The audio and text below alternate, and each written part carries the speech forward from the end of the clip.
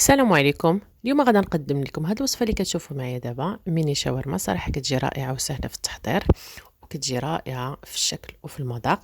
قبل ما نمشيو لطريقه التحضير والمكونات، كنتمنى اللي كيشوفني اول مره يضغط على زر الاشتراك ويفعل الجرس، وما تبخلوش عليا باللايكات ديالكم والتعليقات ديالكم كذلك. بالنسبه للمكونات غادا نحتاجو صدر ديال الدجاج.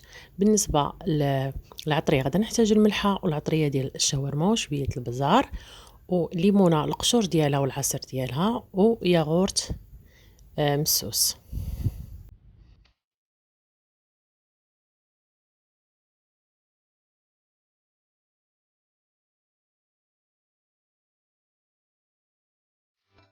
بعد ما قطعنا الدجاج ديالنا غادا نحضروا الماغينات ديالنا. كنعصروا الليمون ونحكوا القشره حتى هي، كنديروا ياغورت طبيعي، كنخلطوا المكونات كاملين وكنضيفوا عليهم كذلك العطريه، ومن بعد كنضيفوا عليهم صدر ديال الدجاج اللي قطعناه وكنخليوه يرقى تقريبا ساعه حتى لساعتين. كل ما خليناه اكثر كل ما كانت النتيجه احسن. صراحه كيجي المذاق ديالهم لذيذ بزاف.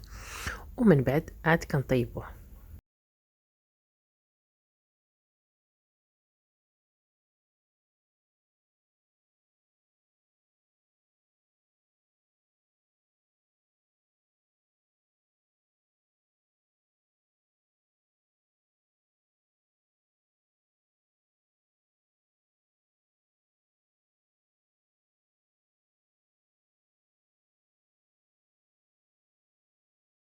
ضروري نصفيو الدجاج ديالنا من الماغينات، عاد كنبداو نطيبوه على هذا الشكل هذا حتى كينشف لينا مزيان وكتبان لينا كل حبه بوحديتها.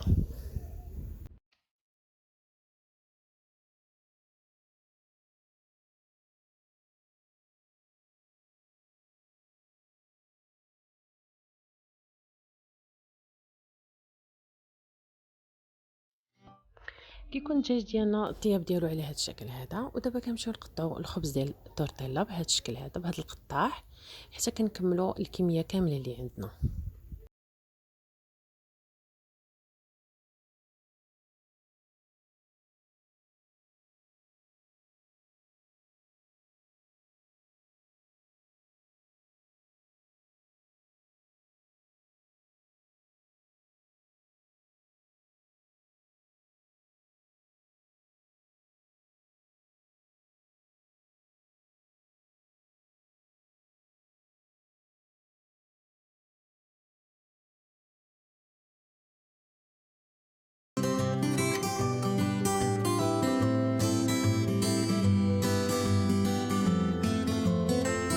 وكنحتاجو كذلك الخس للتزيين، كنقطعوه على النص ولكن كنحيدو هذاك القلب اللي كيكون شويه قاصح.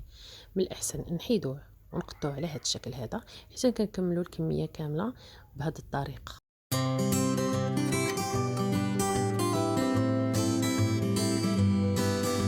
دابا غنحضروا هاد الصوص هذا بياغورت طبيعي، وكنضيفوا عليه اي صوص عندكم، ممكن مايونيز لا موطارد تخلطوا، وكذلك كنديروا نزيدوا عليه كيتشوب بهذا الشكل هذا وكنعمروا، وكذلك الملحه حتى هي زيدوها شويه على حساب الذوق. وكنعمروا هاد القرعه هذه الا ما كانش عندكم ممكن ديروا بلاستيكه وتقبوها من التحت باش سهل عليكم في التعمار. بالنسبه للفرماج محكوك على هاد الشكل هذا واللي حضرنا من قبل، هاد المكونات كاملين كنحطوهم حدانا قبل ما كنبداو الخدمه باش كتجينا طريقه الخدمه سهله.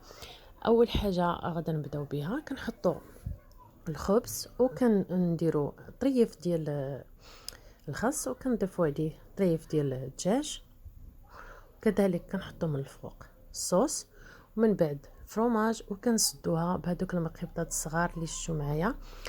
صراحه العمليه سهله وكنكرروا هذه العمليه كامله حتى كنكملوا الكميه كامله اللي عندنا. صراحه ساهلين وسرع في التحضير وكيجيو رائعين ولذاذ كذلك في المذاق. بالنسبه للعمليه غادا تكرر، تابعوا معايا في الفيديو.